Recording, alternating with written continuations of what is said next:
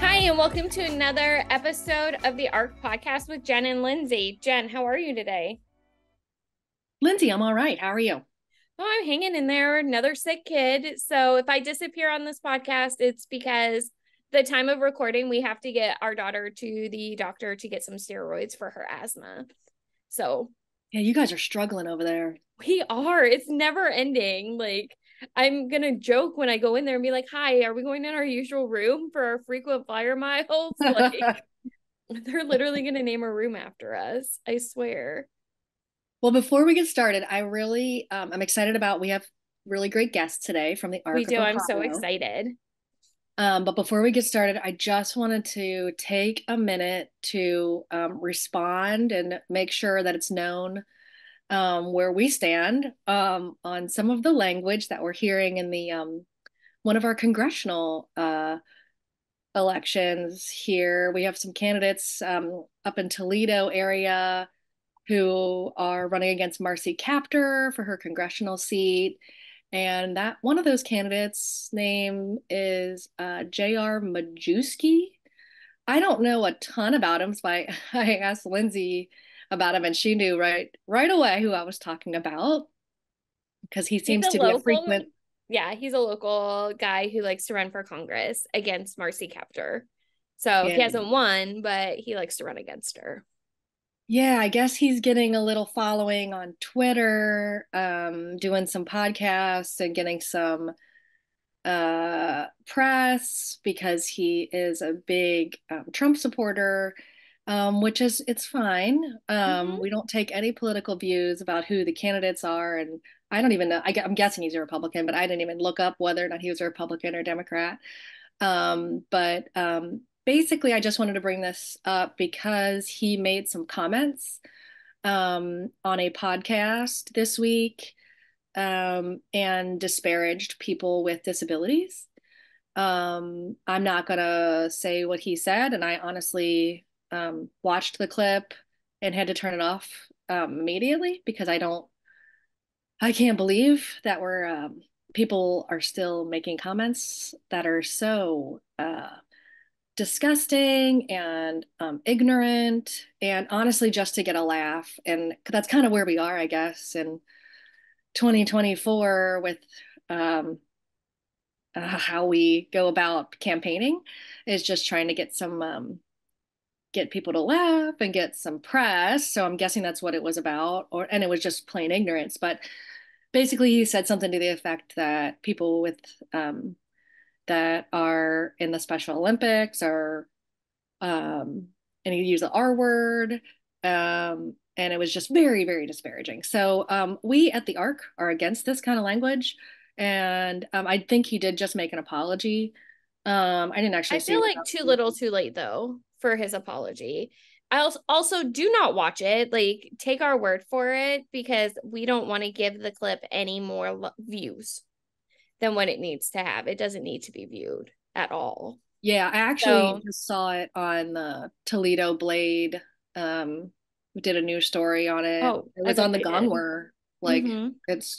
it's part of, people should know. And honestly, the GOP, and I think it was Gary Click, and some of the GOP members have asked him to stop his campaign Good, after he made that statement. good. So I'm really proud of some of those members of Congress Yeah, of our definitely. state house who are saying, enough is enough. So just wanted to bring that up and make sure you know about it and that we are completely against this kind of language and that there's just no place for it. And it's just honestly like, and saying that, sometimes you see that then people will call him like a word that's like against people with intellectual disabilities. And it's all of it is just uncalled for. And so just like let's just talk about the issues and campaign on like what you're about.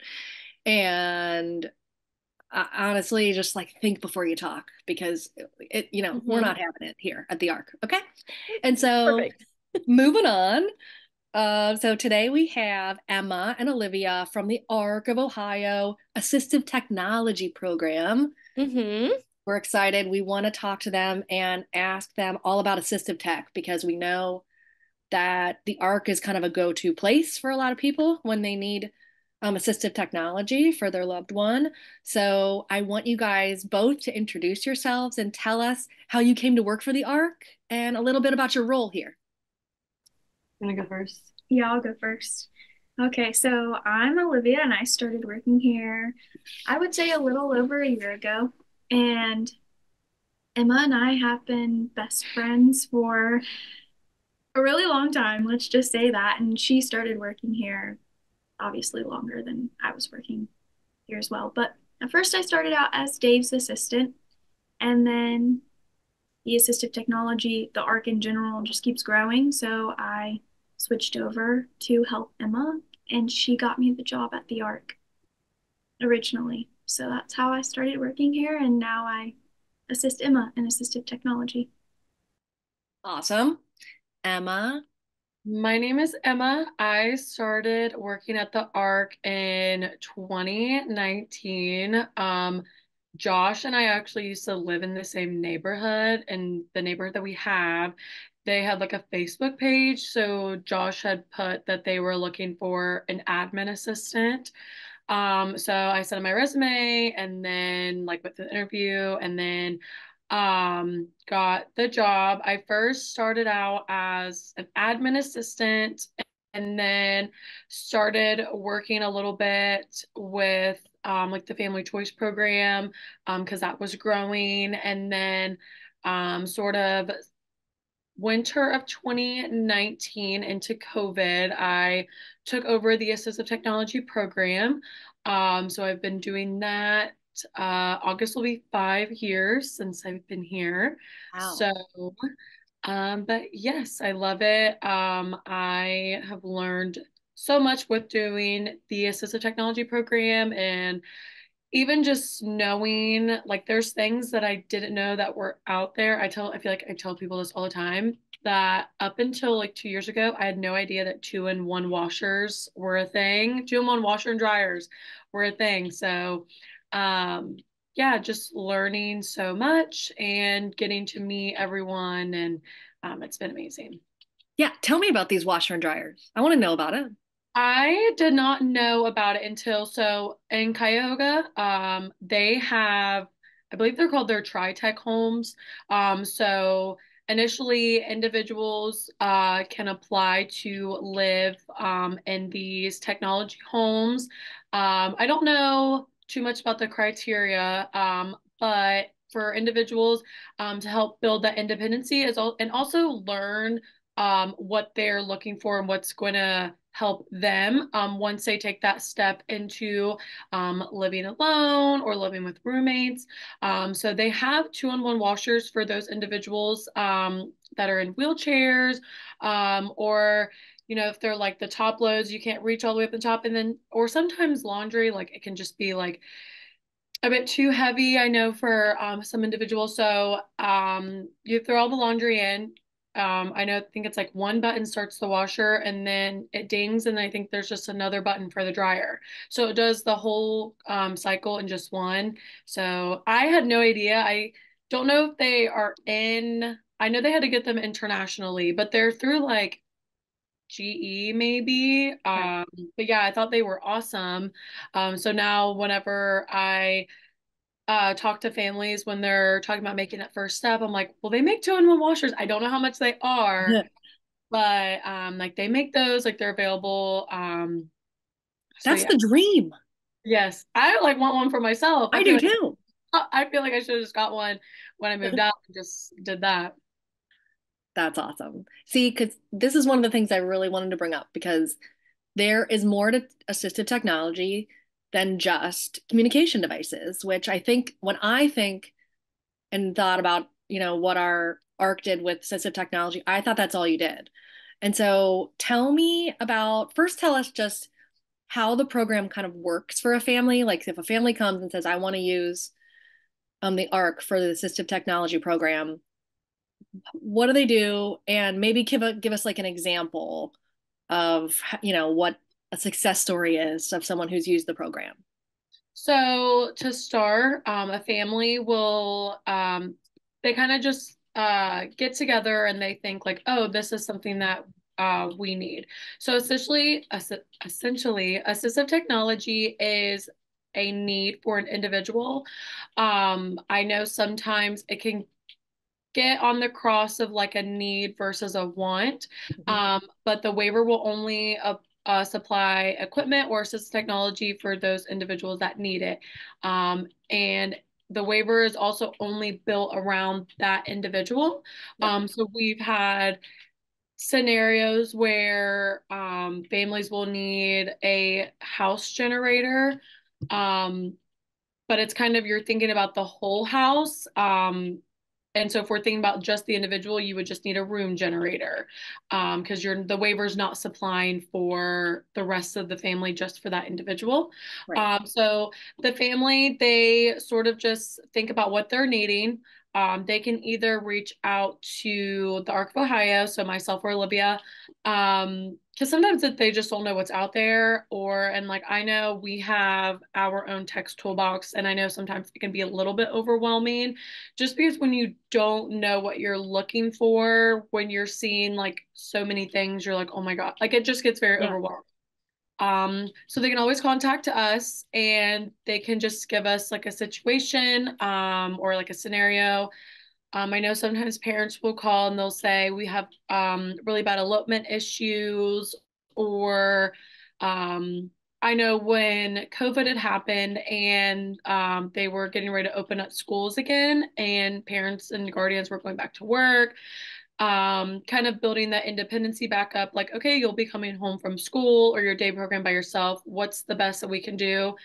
And Ring cameras or Google Nest cameras are a really good option, just because the guardian and the parent can see that individual coming in and out, or again with the elopement issues, having like that timestamp of when they got out, and things like that. So they can call in and just kind of explain their situation, what's going on.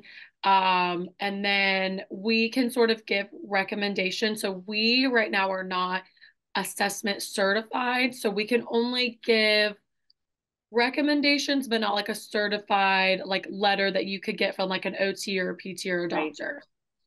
So once they kind of have figured out what they're looking for, the parent or guardian will need to reach out to their SSA, which is their Service and Support Administrator at their local county board.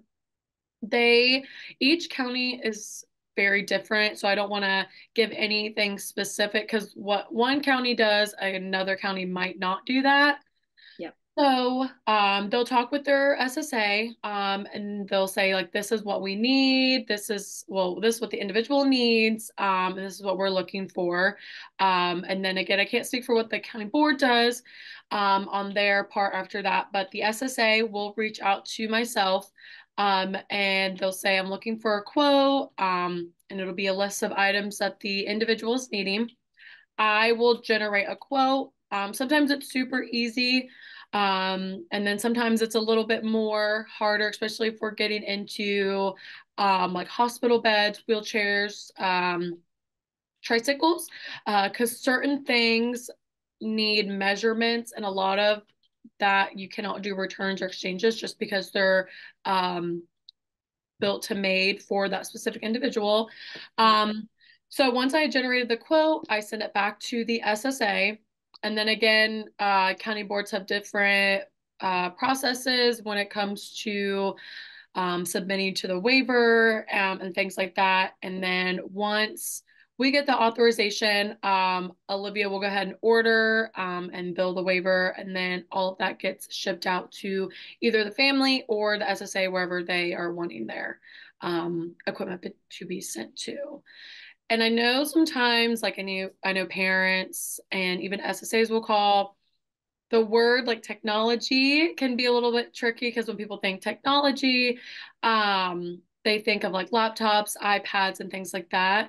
But the waiver will purchase anything that, again, is the need for the individual. So if you can show a need for cameras or incontinence supplies or wheelchairs and things like that, the waiver will be able to provide those. I know certain things have to go through Medicaid. You have to get a Medicaid denial, um, which that is the first step, but that's, I think it's for only like medicalized equipment if it's considered medical.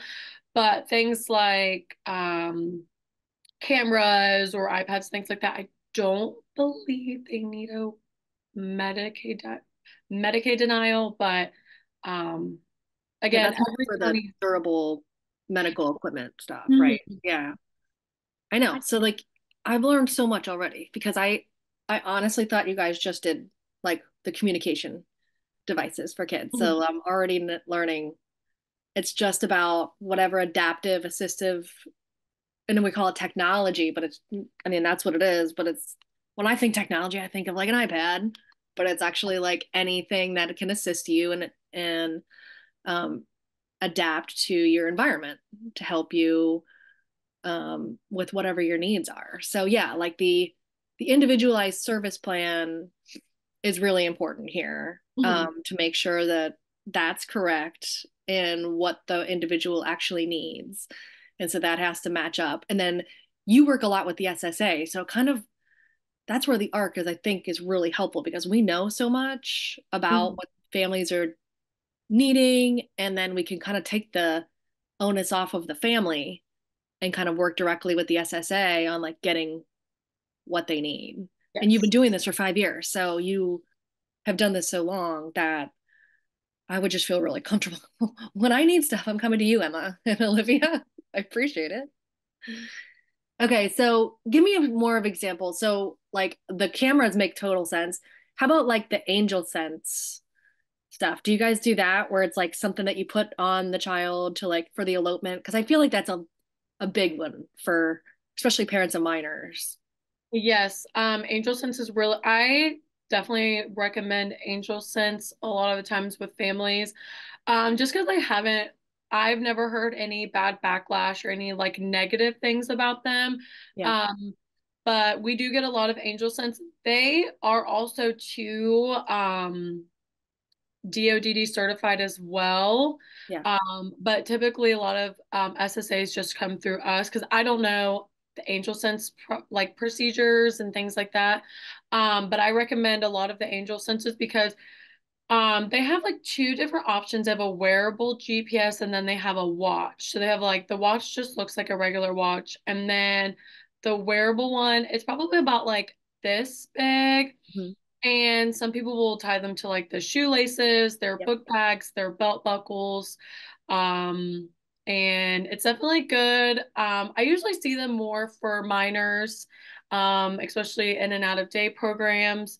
And then I think as they get older, people like I know with smartphones, you have the tracking through a couple of different apps, or it is kind of tricky because sometimes the individual will have like an Android and the parent will have an iPhone. So you don't always get the Find My Friends. But Mhm. I usually say if the guardian has like an iPhone, the Apple AirTags are really good because they're really small.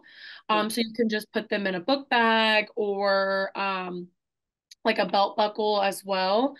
And a lot of times the individuals don't really notice them, so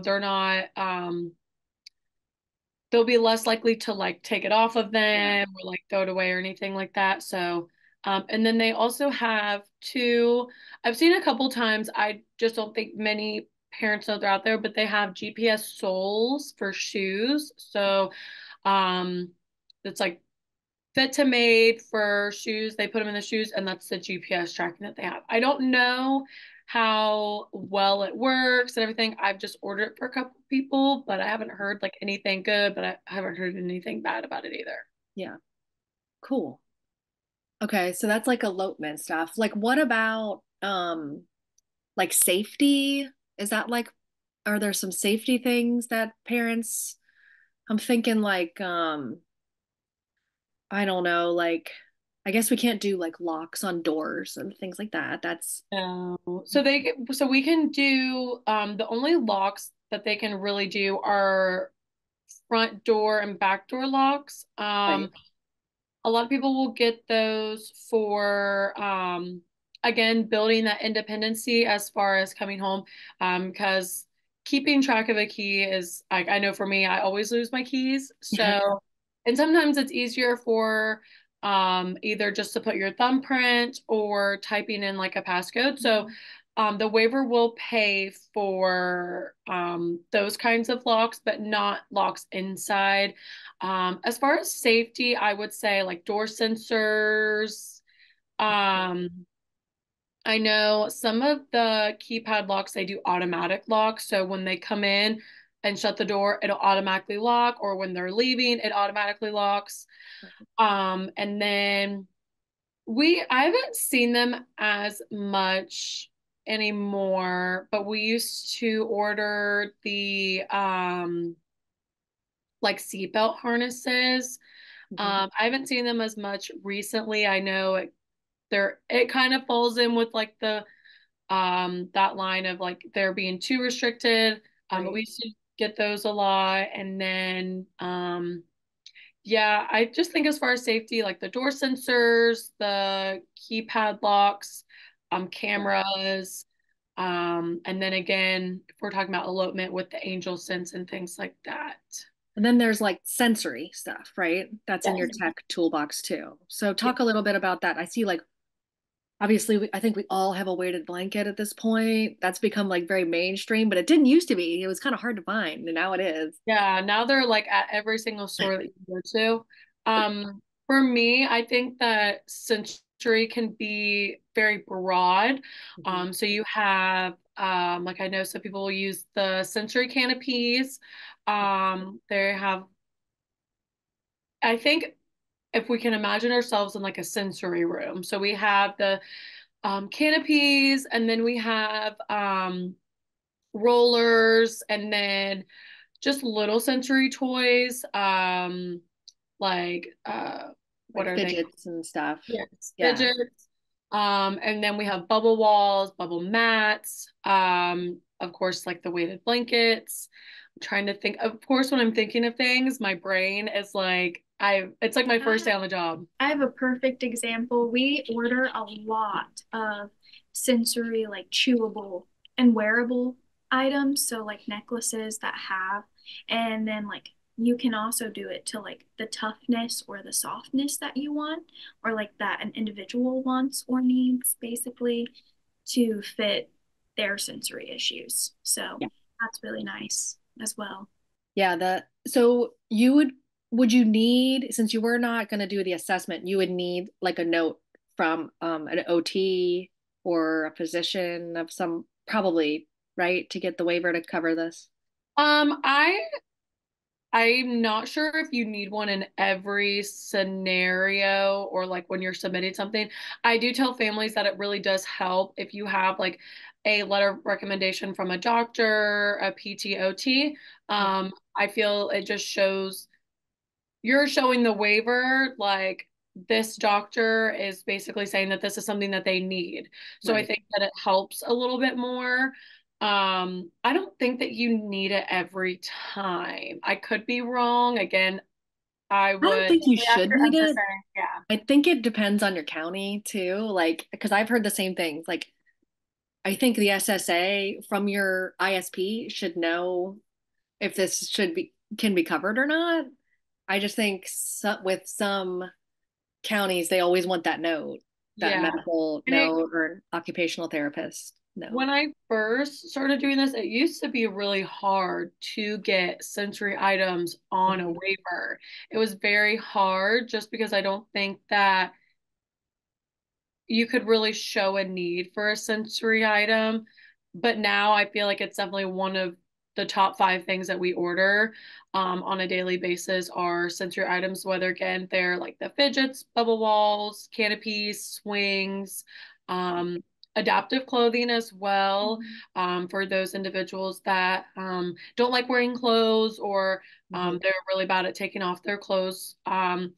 We order a lot of adaptive clothing. It's doing this for almost 5 years, it is crazy seeing what we couldn't order like in 2020, 2021, to see now something that we are purchasing through the waiver most of all the time. Clothing was kind of one of those things too. It was very hard.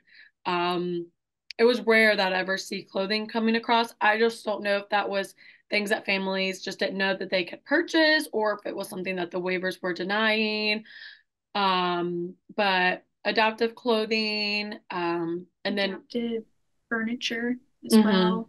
So like, and ramps or wheelchairs, like Emma said, but that's obviously some things are like specifically made to be for that individual, like personalized for their measurements and stuff like that. Okay. Yeah, because ramps makes total sense to Mhm. me. And it's like, and I feel like the waiver, that would just be no problem. It's Mhm. more of like the autism um things that we need that just aren't, that weren't thought about, that probably are becoming more mainstream. So it's helping us.